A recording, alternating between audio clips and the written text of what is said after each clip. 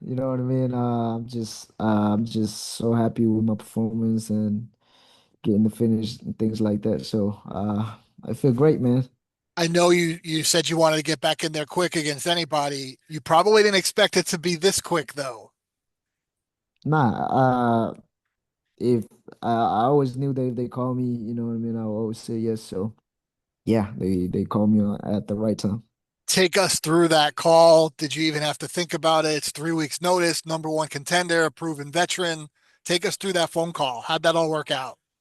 Man, I can't say no, man. You know, as soon as the phone call came, I had to say yes because fighting against Royval, you know what I mean? He's a legend of the division, you know what I mean? So I want to test myself with a guys like him. So uh I'm just happy that, you know, he gave me a chance and then the UFC gave me a chance. So you know what I mean? So I'm just happy.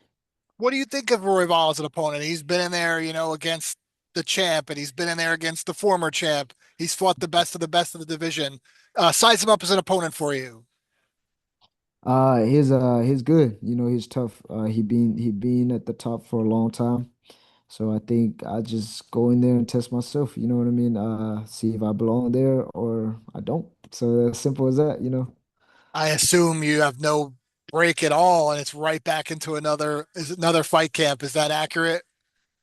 I mean, the fight week is pretty relaxed for me, you know what I mean? All that last week we didn't really do hard training no more. You know, we just focusing on the weight cut and stuff like that. So I think I had my rest time over there, you know what I mean? So now we back in business.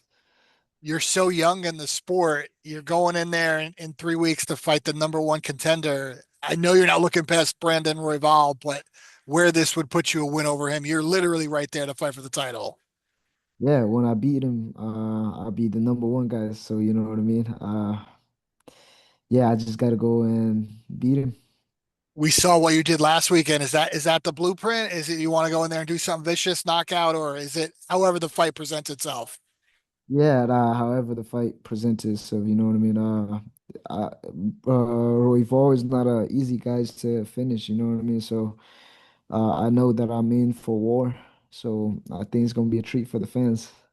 A treat for the fans it is. And as important as the fight stuff is, even more important and more special was the moment you shared with your mom after the fight. If people haven't seen the video, they should check it out now. But how special was that getting to give back to your mom? Man, it was everything I wanted. You know what I mean. 4 years ago, my boy, one of my boys just texted me yesterday when I first started at the logo scene. I was like, hey man, one day I'm gonna buy my mama a house. You know.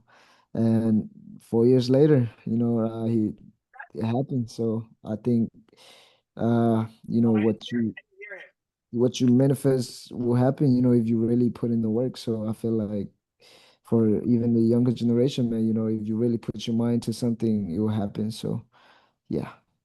What was we saw the video, but what's mom's reaction been? Oh, mom has been good. You know, she loved the house and stuff like that. So right now, we just focusing on moving, but after the fight, we're gonna move. But you know what I mean? I don't like we just did the surprise, and that's when I got the phone call too. So we can't really do that. Worry about the house. So you know what I mean? Right now, on to the next business. Your story itself is like a movie where you've come from, how much you've accomplished. What message does this give to, any kid out there, boy or girl, in doing anything in their life that they can accomplish their dreams? What's the Joshua Van message to anyone out there? You know, for everybody around the world, man, everybody have our own gift. You know what I mean? And mine is fighting.